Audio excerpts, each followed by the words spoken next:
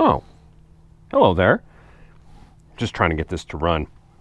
Oh, in this video, we're going to be talking about fuel pump waveforms and some diagnostics. Now to see if I can get this thing to run.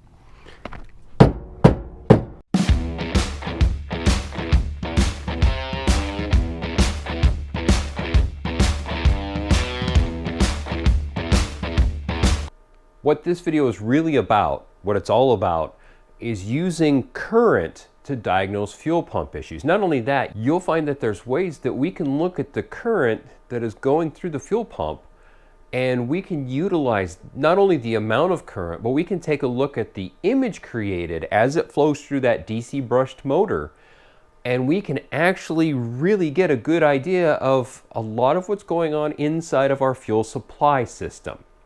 One of the other nice things, it gives us the ability to see intermittent issues. We can see something that the vehicle may be running okay at the moment. It may be having problems under load. It may not be running right on startup. It may intermittently no start. But we can see those things in the fuel pump amperage or current waveform. So it really makes it nice for intermittent issues. We can also, again, we look at what that pattern looks like. We can actually determine the speed of the fuel pump and the current draw, and we can compare those to what we know it's supposed to use, and that will help us pin down what the problem actually is.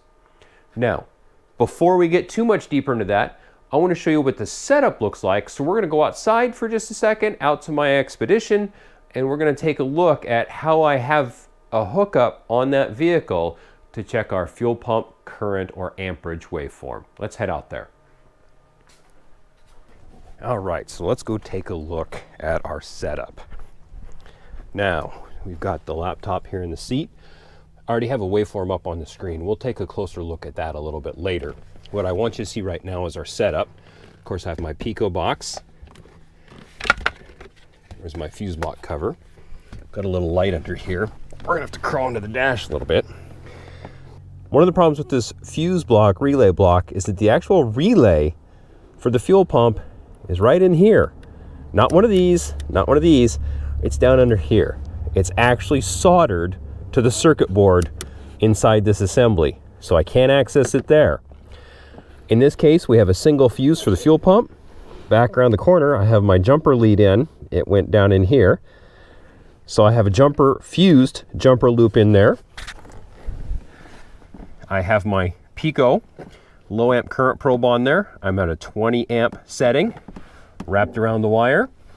If I got the wrong reading, if it was upside down, all I have to do is take the current probe and either move it over or simply move it from that wire to that wire to get the proper reading if it happened to be upside down.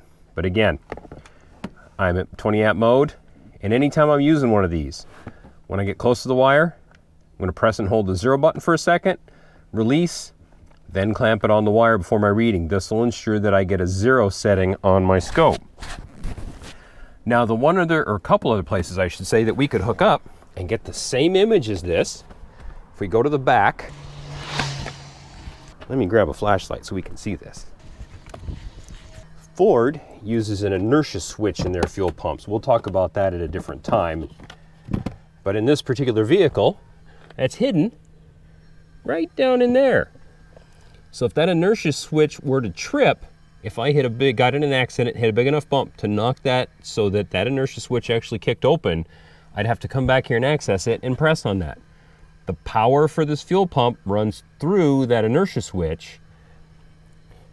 So in order for me to access that same waveform up here, I'd have to take all this plastic apart to get inside there and get a good reading. The other place I could get a good waveform, at the fuel pump itself. Down under here, and all I have to do is figure out which one of these wires, oh there we go. There's our wires going to the fuel pump. All I have to do is get those out of the harness, laying on my back, scrape them off, while all that dirt falls in my eyes. I think I'll stick with under the dash, thank you very much.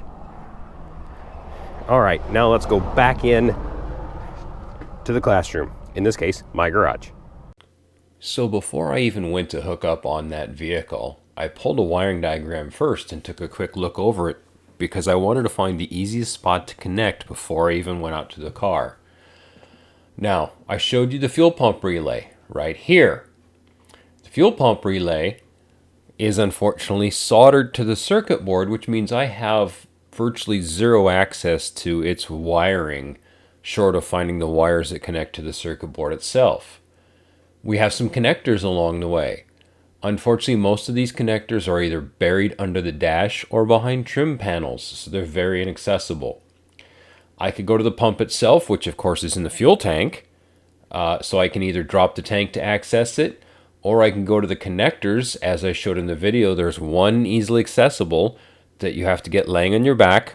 You have to pull the connector loose enough to access the wires because you're going to have to separate one of the wires out to get the current probe around it, all the while taking a dirt bath under this vehicle. The inertia switch, that was what we were kind of getting a look at in the back. It was a little bit hidden in the imagery, but it's hidden back there. Once again, no easy access to the wires without tearing trim components apart. So that leaves right here, this fuse. Fuse 9, a 15 amp fuse. That particular guy, I can pull the fuse, install the fuse jumper. The only thing that fuse feeds is the fuel pump assembly itself. So since I can come up to just one fuse, it feeds the entire circuit, I'm good to go. Now, I like to leave the relay in whenever possible because the current or amperage test of the fuel pump will also help reveal problems with the relay itself. So what we're going to do right now is talk through a couple of these waveforms. I'm going to start with the normal one, and I'm going to talk through the waveform and kind of give you an idea of why it looks like it does. And then I'm going to show you a couple of common failures and what they're going to look like. So here's our pretty normal waveform. There's quite a bit of time here. We have 10 seconds across the screen. And so we are at 1 second per division. So from here to here is 1 second. Here to here makes another second. So these two divisions together, 2 seconds, 3 seconds, 4 seconds. And then we have amperage up the scale on the left side of the screen here. And it's about 2.5 amps a division. So here we have 0 amp flow. The pump is not on yet. Pump turns on. And like most electric motors, it tends to spike when we first turn it on, and then it will come down and settle to a normal running current. Now we've got a lot of time in here, so let's zoom in and take a look a little more closely at this pattern. So now we're starting to see some of the definition. You can see we came up, we made that top spike at about 16.5 amps or so, right there. Then that's where our peak happened to be. Then we settled down and we dropped into a pretty normal running average. I'm going to put this cursor right about in the middle of that waveform.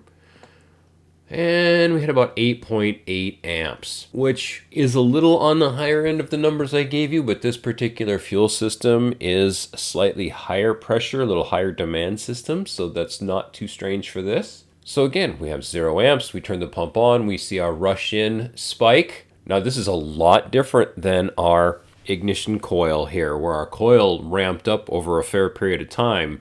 Now our motor jumps up pretty rapidly here. I will say, if we are to really zoom in on that peak, you'll notice that it actually has a bit of a ramp to it. We just have to get the time way in there. Well, it's going to shoot up, it's going to come down, it's going to level off. Now that level area, what it's really going to look like when we get in there. So here's our actual running pattern. This is what we're most interested in. Each one of these current humps indicates a set of commutator bars on our fuel pump.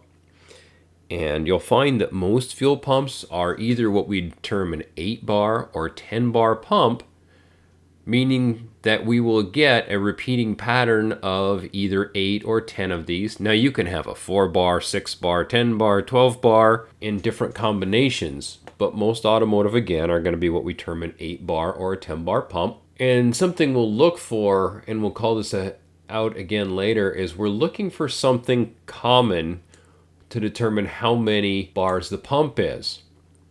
And you can look for all sorts of things. You can look for a particular shape. There's a little hump right here that repeats again.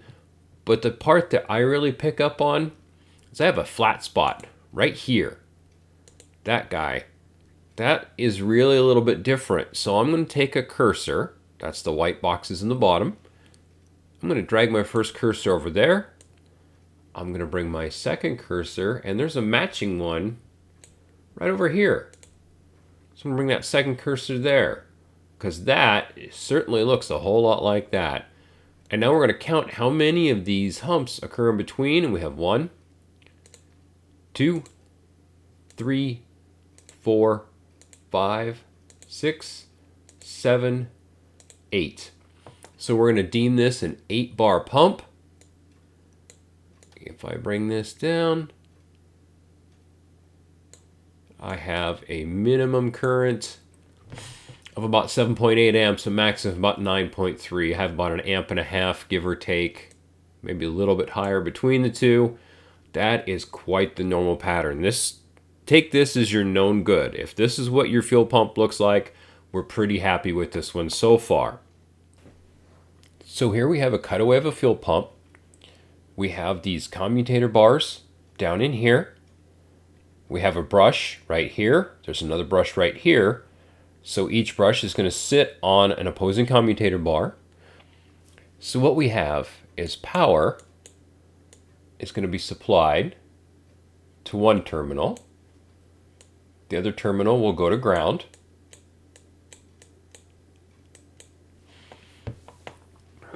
And so what's going to happen is we're going to send this power through.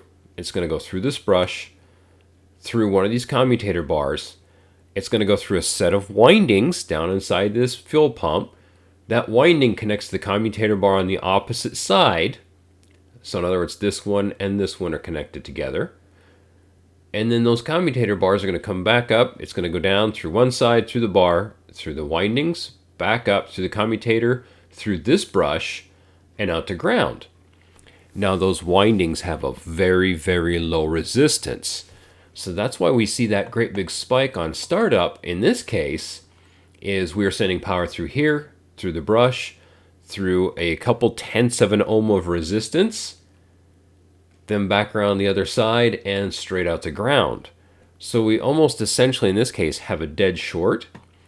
And while we are building a magnetic field, because let's face it, it's a coil of wire, the resistance is so low in this particular instance that the field is there, but we see a much faster rise in our current. So it looks much more straight up and down than it did on our ignition coils.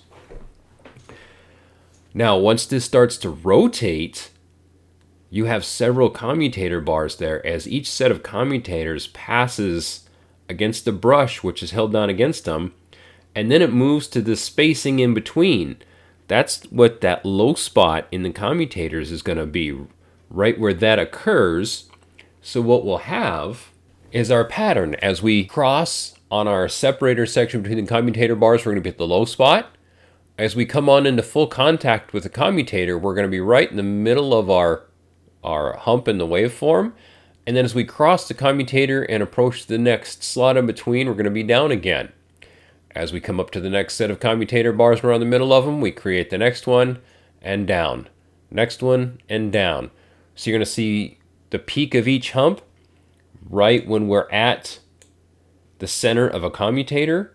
We're going to see the downside here right when we're at this separation spot between the commutator bars. So what this is really going to be able to do is this image right here, this waveform, lets us know what the actual health of these commutator bars and these brushes actually is. So this is another case where our waveform is an eye inside the mechanical part of what's going on inside this system. Okay, so again, we had our spot between the commutator bars. Then when we were fully on each commutator bar, and then the next spot. And we have that nice repeating pattern. So again, we have 8 in here before it repeats fully again. That tells us that we have 8 commutator bars in the system. Now this was our good waveform. If we pop up, something like this. Here's a good example of a failed waveform. This is from a 2001 Chevy K1500 truck. Now remember, I told you they had a really good chance of having a poor pattern because they had such a high amount of fuel pump failures. Now if I zoom in, oh, that's not the way I wanted to go. This guy. I always prefer the draw the box method of zooming. Let's go back just a little bit. I want to grab just a few more pieces in this. So what we actually have going on here is we have some of those commutator bars that are actually open. So the fuel pump will hit a commutator bar and then it will pass to the open commutator bars, and we're actually getting down to 0 amperage down here at the low spots. This is an extremely bad fuel pump. Instead of seeing that nice even waveform, what we're seeing is this really, really choppy on, off, on, off, on, off. The pump is still spinning at this point. This vehicle can run right now, even as it's doing this. But what this tells us is we have several missing commutator bars inside here. So in this case, if you can see this is pretty small, it notes that this vehicle won't crank unless the fuel pump is tapped with rubber mallet, much like I was doing at the start of this video. That's really telltale of this. While this vehicle could be running right here, this pump is actually physically running. What'll happen is you'll shut this vehicle off.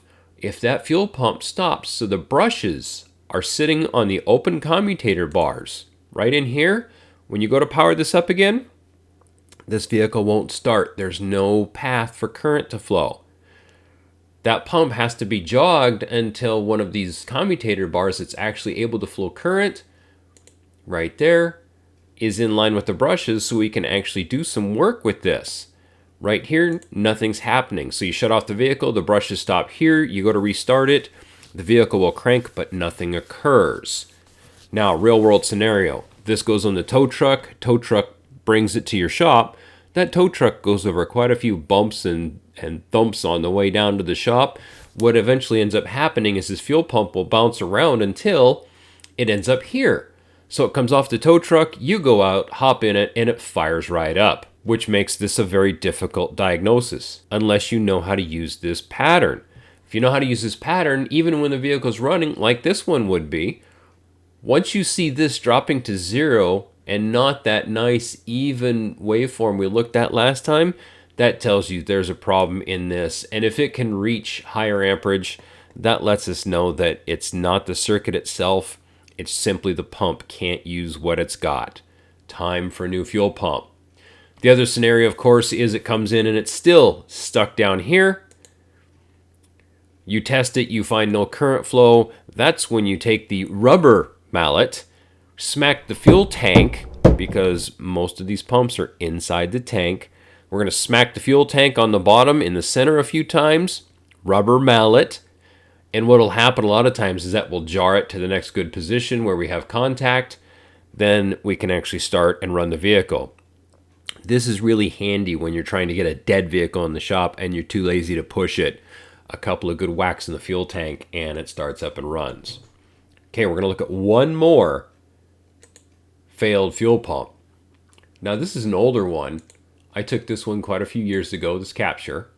And this is a different style of failure. This vehicle was also a crank no start. There's not much time here. This isn't like our other pattern where it didn't look like there's much going on until we zoomed in. There was a lot of time on that. At 20 milliseconds of division, there's not a lot of time here. This waveform is virtually flat. And it's sitting right up here just about 16.8 amps, right up in there. So this particular vehicle was a Ford Windstar, and what would happen is the fuel pump mechanically is binding. So the pump, instead of rotating and causing that field to make and break, so the current flow is making that humped pattern. Here, I'll tell you what, let's do this. Instead of the fuel pump coming up and coming down and doing this, okay, neater than what I'm drawing. What we actually have in this instance is the fuel pump engaged. The fuel pump is physically stuck, so it's mechanically not moving. So we have that essential dead short between the brushes. And so we just have this flat, it just going up and it's just flowing current through the pump. The only thing that's happening right now is we're moving about 16 or so amps through that fuel pump. It is at this point a heater back in our fuel tank. No good. So if you see lots of dropouts to zero, that's a bad sign. If you see it going up to a relatively high current and sticking there, that's a bad sign. We want it to make that initial rise. Then we want it to drop down. We want it to lose at least a third of this height and come down and level off and make our nice pattern. This pattern really should be about 1/3 to 2/3 of our initial spike right here, where it levels off and we have that nice pattern. So that was the basics of some of our fuel pump current or amperage waveforms. Coming up in the next video in the series, we're going to actually take those waveforms and talk about doing some testing using the current along with calculating the speed and how to do it to actually diagnose fuel system problems. So with that, we'll catch you in the next video.